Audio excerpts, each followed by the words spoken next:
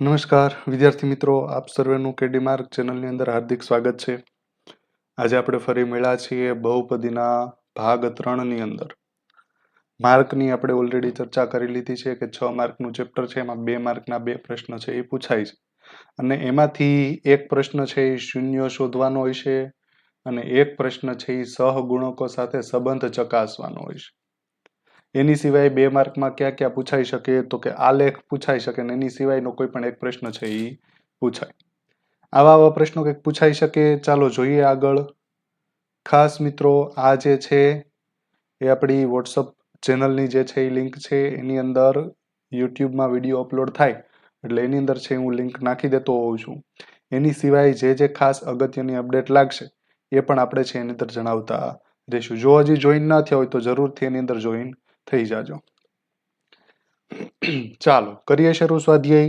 સ્વાધ્યાયની અંદર બીજો પ્રશ્ન આપણે પહોંચ્યા હતા। એની અંદર આપણને પ્રશ્નમાં એવું પૂછેલું છે કે નીચે દર્શાવેલી સંખ્યાઓ, આ જે સંખ્યાઓ છે અનુક્રમે દ્વિઘાત બહુપદીના શૂન્યોનો સરવાળો અને ગુણાકાર છે। તો એનો મતલબ આ પહેલી સંખ્યા છે એ શું થાય?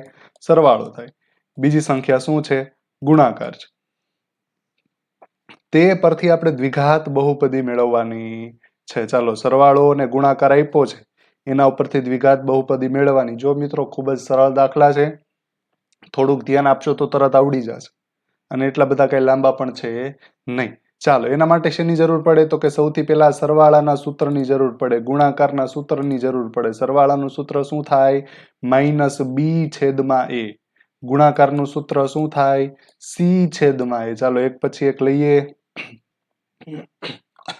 તો અહીંયા શૂન્યનો સરવાળો શું આપ્યો તો કે -b/a બરાબર 1/4। અહીંયા અંશ છેદ છે એટલે અહીંયા પણ અંશ છેદમાં રાખવા જોઈએ।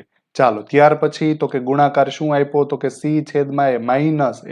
હવે -1 છે, છેદમાં કાંઈ ન હોય તો શું હોય? 1, તો -1/1। ચાલો બે વસ્તુ આપણે અહીંયા લખી નાખી। હા, હવે શું કરશું તો કે આપણે બહુપદી મેળવવાની છે। બહુપદી મેળવવા માટે આપણને ABC ની કિંમત ખબર હોવી જોઈએ। તો ABC ની કિંમત આમાંથી ડાયરેક્ટ જોઈને લખવાની નથી। તો કે a બરાબર અહીંયા કેટલા છે? 4। અહીંયા a બરાબર કેટલા છે? 1। તો એની કિંમત જ હરખી નથી થતી અને એક જ કિંમત આપણે હરખી કરવાની, બાકી બધી જે મળશે એ આપણે લખી નાખશું। ચાલો એની કિંમત અહીંયા 4 છે, તો હું 4 ને 1 કરું કે 1 ને 4 કરું? 1 ને 4 કરાય ને, નાનામાંથી મોટા કરાય। તો અહીં 1 ને 4 કરવા તો મારે શું કરવું પડે? ગુણાકારમાં 4। તો અહીંયા ગુણાકારમાં 4 કરું તો ઉપર પણ ગુણાકારમાં શું કરવું પડે? 4। જો મિત્રો અહીંયા એ સરખા છે એટલા માટે આપણે એની કિંમત સરખી કરીએ છીએ। ચાલો કરી દઈએ સરખી। તો -1/1/4 અને ઉપર પણ 4। તો શું થાય ઉપર? -1 × 4 -4 છેદમાં 1 × 4 એટલે 4 બરાબર c/a। હવે a બરાબર અહીંયા કેટલા થઈ ગયા? 4। અહીંયા પણ a બરાબર કેટલા થઈ ગયા? 4। લ્યો તો આપણને કિંમતો મળી ગઈ ને। ચાલો લખીએ। a બરાબર કેટલા આવી ગયા તો કે 4। હવે તો કે b કેમ લખશું? જો ખાસ ધ્યાન રાખજો, અહીંયા -b બરાબર 1 છે, લખો -b બરાબર 1। આપણે b જોઈએ છે તો આ માઇનસ શું કરવાના? સામે જવા દેવાનો। માઇનસ સામે ગયા તો અહીંયા આવી ગયા, તો b બરાબર -1। ચાલો ત્યાર પછી તો કે c બરાબર -4। એટલી જ બાબતોનું ધ્યાન રાખવાનું છે। ચાલો બહુપદી મેળવવી છે તો બહુપદીનું વાસ્તવિક, પ્રમાણિત અને વિસ્તૃત સ્વરૂપ શું છે? યાદ કરો। આ છે ને ax² + bx + c। હા, તો એની અંદર આપણે ABC ની કિંમતો મૂકી દઈએ। ચાલો a બરાબર કેટલા તો કે 4। અહીંયા 4x², b બરાબર -x તો અહીંયા -1 લખવાની જરૂર નથી અને x, c બરાબર -4 તો અહીંયા -4।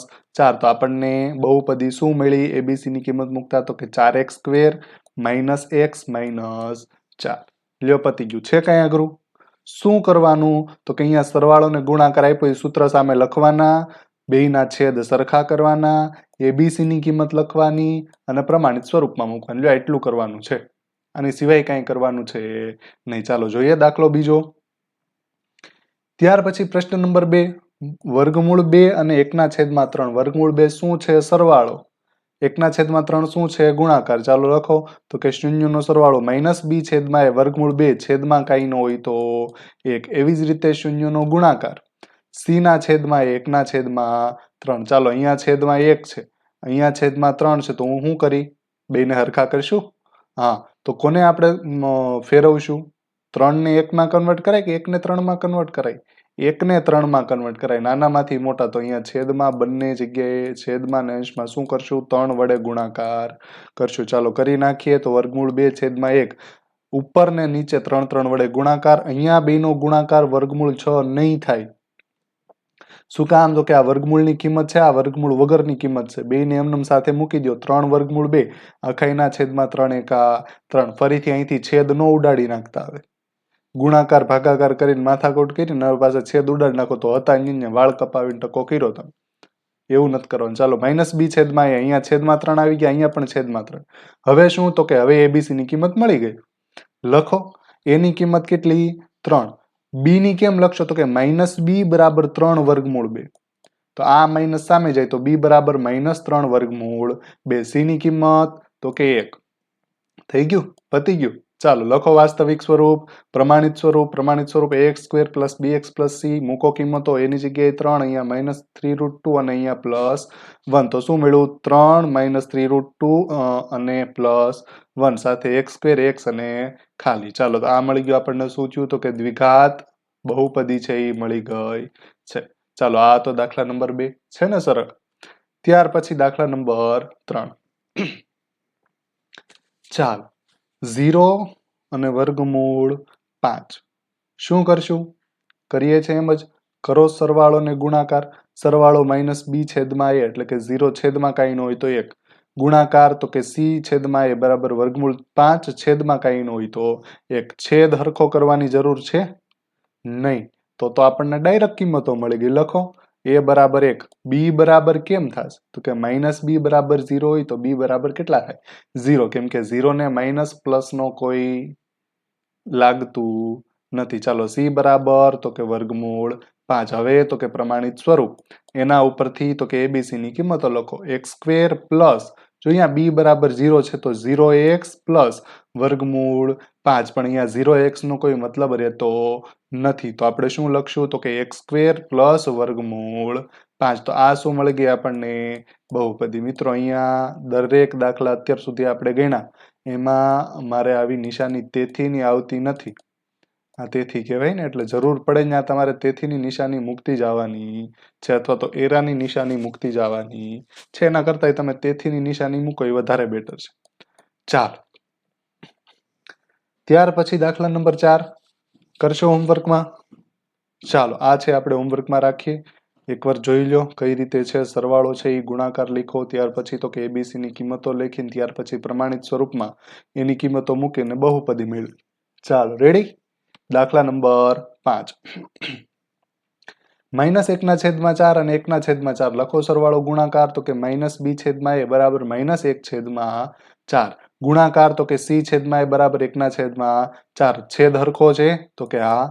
તમારે કાંઈ કરવાની જરૂર છે ને. હું કરી તો કે ડાયરેક્ટ છે abc ની કિંમત લખી. લખો.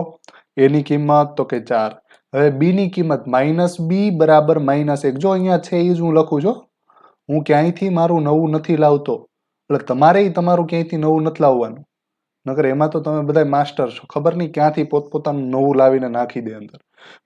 -b બરાબર -1. તો શું થાય? તો કે આ માઇનસ માઇનસ સામે સામેથી કેન્સલ. તો b બરાબર કેટલા વધ્યા? 1. આ હું તમને એટલે કહું છું ડાયરેક્ટ b નથી લખાવતો. શું કામ? તો કે ભૂલ ન પડે. જે છે એ લખો ને ત્યાર પછી આગળ વધો. ચાલો b બરાબર 1. c બરાબર કેટલા થાય? c બરાબર 1. ચાલો હવે શું કરશો?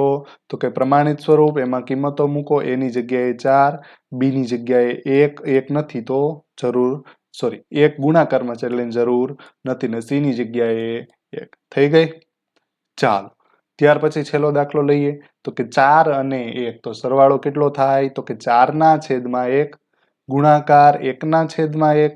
એનું પદ છે એ સરખું કરવાની જરૂર છે નહીં. લખો ડાયરેક્ટ કિંમતો. a બરાબર 1, -b બરાબર 4. જો અહીંયા છે એ જ લખ્યું. તો b બરાબર કેટલા થાય? -4 અને c બરાબર 1. ચાલો મૂકો કિંમતો. a ની જગ્યાએ 1, બી ની જગ્યાએ -4, જો અહીંયા -4 મૂકશો એટલે આ આખું માઇનસ થઈ જશે અને છેલ્લે +1, તો 1 -4 અને +1, તો આ શું મળી ગયું આપણને? દ્વિઘાત બહુપદીનું સમીકરણ મળી ગયું. તો આ હતું આપણું બહુપદી ચેપ્ટર. ખૂબ જ નાનું એવું, બહુ મજા આવે એવું, અને થોડીક પ્રેક્ટિસ કરો એટલે આરામથી તમને જે છે એ માર્ક અપાવી દે. મિત્રો 10માની બોર્ડની પરીક્ષામાં ગણિત વિષયમાં પાસ થવું અઘરું નથી. તો અઘરું શું છે? તો કે અઘરું છે થોડીક મહેનત કરવી. પાસ થવા માટે બહુ ઓછી મહેનતની જરૂર છે. જો તમે એટલી મહેનત એ પૂરી કરી લો, અને ખાસ હું અહીંયા જે ચેપ્ટર તમને હું યુટ્યુબ ઉપર જે છે એ સમજાવવા માંગુ છું, એટલા ચેપ્ટર લેક્ચર વાઇઝ તમે સમજી લો તો હું નથી માનતો કે તમે છે એ પાસ ન થઈ શકો.